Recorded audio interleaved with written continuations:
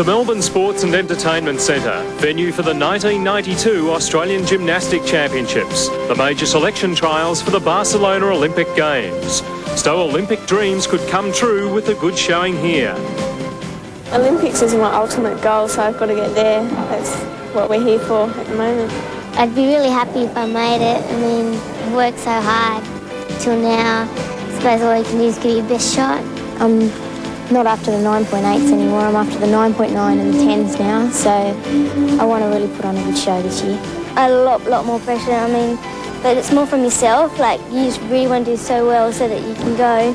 And I mean, I'm sure competing at the Olympics is going to be much easier than competing this trial. When you're competing, your adrenaline just pumps you up, and so you just fly down like this. It's really quite easy. You just got to stick it. Well, I'm here to do my personal best.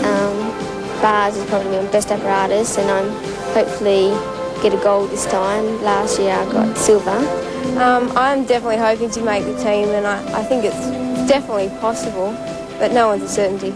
No, I think everyone's under a bit of stress now. This is the last trial, so everyone sort of has to do their best now. So I'm quite nervous, but hopefully I'll pull it out on the day and just take things one step at a time and one apparatus at a time. Yeah, well, I don't think of it as a big meet. I just try to, pretend that it's training and do the same routines that I have been doing in training, and then the success should come afterwards. Well, if you'd asked me, say, 5 years ago, I would never have thought that, I'd be in here at the 92 Olympic game trials. I always thought maybe 88, wow, that'd be pretty fantastic. But to be here going for 92, it's even better. Not contesting the Australian titles is hometown heroine Joanna Hughes. Considered a certainty for Olympic selection, she's resting an elbow injury. We've already heard Michelle Telfer's thoughts on certainties. A slight ankle jar in the warm-up means she too won't contest the optional program in the all-around. Telfer was in 4th place after the compulsories the previous night. Leading is Lisa Reid, 0.2 of a point in front of Kylie Shadbolt and Jane Morrill. 9 gymnasts in line for the 1992 all-around title, consisting of uneven bars, the floor exercise, balance beam and the vault. While an ankle injury prevents her competing on all 4 apparatus, defending all-around champion Monique Allen is first up on bars. And also the present gold medalist on this piece of apparatus from Commonwealth Games. On bars, Monique competes with technical perfection, clean lines, and sureness of performance. Monique is known for her expertise on this apparatus and is just 3/4 of the way through a routine, swinging giant swings into full turn, dismount to come. Very clean so far, double flyaway and stuck. What a great routine for Monique Allen. Well, sore ankles or not, Allen will be very happy with that, the first of her 2 apparatus tonight. From a different camera angle, from above, let's watch Monique's routine. Her sureness of her release movements. There's never even a small execution error. Her legs are always together, toes pointed, body stretched to the full, good amplitude, rhythmical swing, controlled pivots, and a perfect landing. 9.8, just 0.075 less than Allen scored in winning gold in Auckland. Now to the floor exercise and Jane Morrill. Jane Morrill is 18 years of age and really Miss Personality. Will have a super floor from young Jane.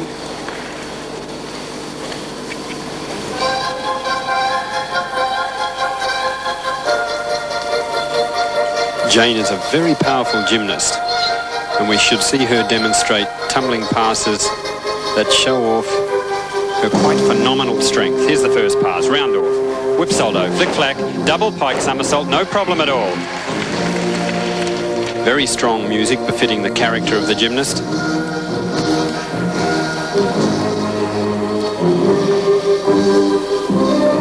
The choreography of Jane's routine is just delightful with that strength of her personality and of her work. Just struggled a little bit on that second tumbling pass, but recovered well. The girls must demonstrate their floor exercise, combining both acrobatic, as we've seen, and gymnastic dance movements. And truly, floor exercise epitomises what women's gymnastics is all about: athletic movements and dance.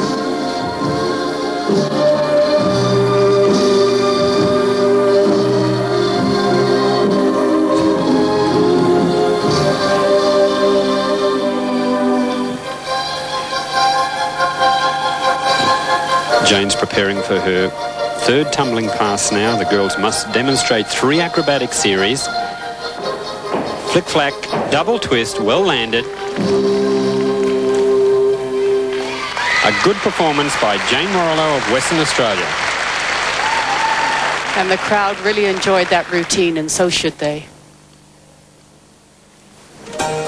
In replay now, we can see one of the 3 tumbling passes, round off, flick-flack, and there's the double twist that she used in her third tumbling pass. Beautifully finished by Jane Morrill. 9.525 for Warrilow, not quite as good as her compulsory score of the previous evening. Now the championship leader going into the optional section on one of her best pieces of apparatus. And now on bars, Lisa Reid of New South Wales. This is a very strong event for Lisa. Watch for her sky-high releases. There it is, catch-ev release over the high bar. The girls are required to use both bars on the uneven bars, and in fact must show movements only of a long swing. So it must be continuous movement, a second catch-ev. When the girls can demonstrate 2 releases, it shows that the uneven bars are of the higher standard. Double somersault and stuck solid. Beautiful routine, Lisa Reid. And Lisa Reid should be very pleased with that start to her competition, and so's her coach, Ju Ping. And here in slow motion we can see the long swings or giant swings on the high bar just before that catch-ev straddle. Beautiful height demonstrated there. Lisa is known for her long lines, and the tall body really shows grace on this apparatus. A beautiful landing for that dismount. 9.850 on bars, and Reid is going to take a lot of catching tonight. Now to a gymnast from whom big things are expected in the future. Back to the floor, and Brooke Dyson. Brooke Dyson, also from Western Australia. I think one of the most improved gymnasts in the national team. She was reserve of the team at the 1991 World Championships, has just returned from China, where she placed 6th overall. Here seen mounting with a double pike back somersault into her first pass.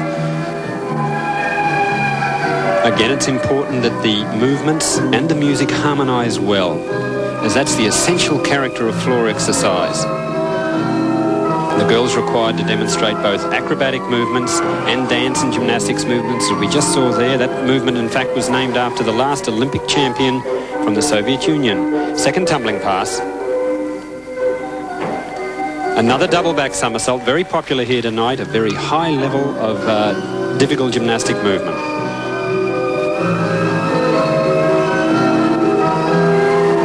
Peggy, the girls look a little tense tonight. I imagine that's related to this very important competition.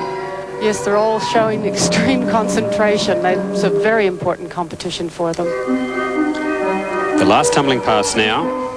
Whip salto, flick-flack, double back. She's landed short. That is, in fact, a fall, a 0.5 deduction. Something she wouldn't want to suffer in this level of competition.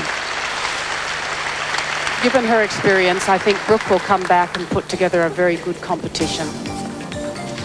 Let's have a second look at her final tumbling pass, where Brooke under-rotated and lost half a mark. Just 9.050 for Dyson. For the judges, a good final impression is just so important. Kylie Shadbolt from Queensland, training at the Institute of Sport, very determined and going to put in a very good performance. Beginning her uneven bar routine, deep breath, and off she goes. Kylie is totally focused on this routine, mounting with a straddle over the low bar. The girls must touch that low bar twice. First release, a catch-ev straddle. Kylie will demonstrate 2 releases. There it is. Oh, well caught. Oh, my goodness, she's had a fall. In fact, has left the apparatus, so it's a complete fall. That's a great disappointment for Kylie, was in fact in second place after the compulsory round last night. Let's hope she can finish this routine. Giant swings on the high bar. Double flyaway, landed well. What an extreme disappointment for Kylie Shadbolt. But a good competitor to finish strongly, and let's hope she can come back and recover. Yes, Peggy, the competition isn't over. This is only the first event of 4 tonight. So Kylie needs to regain her composure and look to the next 3 events. Yes, she will, and Ju Ping giving her advice, and I'm sure she'll take that. In replay now, we can see her Ginga somersault, and here's the error. She's just too low and lost the grip of her left hand on the low bar. What a shame. A 9.175. That will drop Shadbolt out of second place overall. Now Julianne Monaco, fresh from the finals of the World Apparatus Championships in Paris. And what a moment for Julianne Monaco of the ACT, beginning her bar routine, 8th in the world with this routine. This is a world-class performance, and when you consider that her mount is in fact an original element performed just by Julianne. Routine's moving well, excellent rhythm. Has moved to the low bar twice. The girls must touch the low bar twice. Now building up. Watch for this dismount. Really accelerating the Giants. Double layout. Oh, tremendous routine. We can see why she's 8th in the world on the uneven bars. And Julianne should be very pleased with that start to the competition. At this sort of level of competition, the girls require at least 10 elements. And the girls tonight are attempting to demonstrate the most difficult of elements, as we've just seen from Julianne. And we'll see those here now in replay. Full twisting giant swing. Now accelerating those giants. Just watch for the double layout. There it is. 2 layouts in the stretch position. Excellent landing. A repeat of her qualifying round score in Paris, a 9.850 for Monaco. Now on the bars, at 14 years of age, the youngest competitor in the championships. Ruth Moniz from New South Wales, winding her grips, getting ready for the uneven bar routine, and tremendous pressure on her. She didn't have a good compulsory round, and she must have an excellent optional round. Yes, Peggy, there's a big weight on this young girl's shoulders tonight. Let's hope she can complete this routine. Mounting straight to the high bar, the girls have got to demonstrate 10 elements of continuous swinging nature. And she's made the first release. Jaeger somersault. Well caught, but just caught. She's moved back to the low bar twice. Just dismount to come. Routine swinging well at this stage.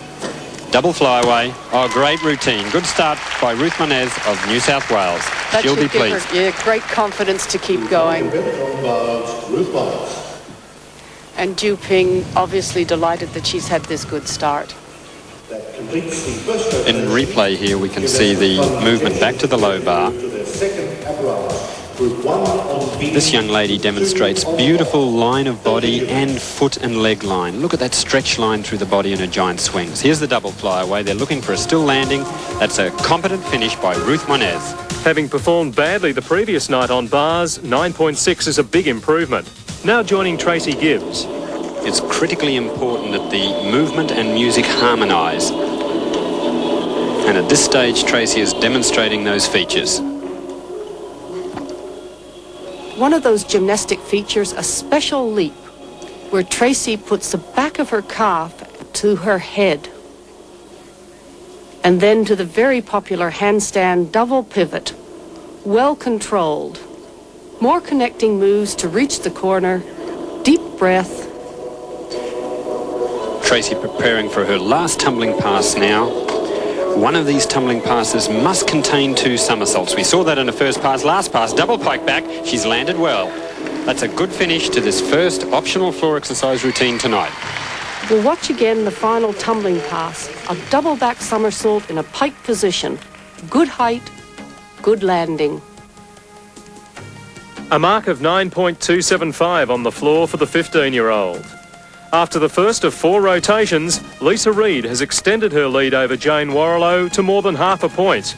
Kylie Shadbolt has dropped to 3rd, and Julianne Monaco has moved up 2 places to 4th.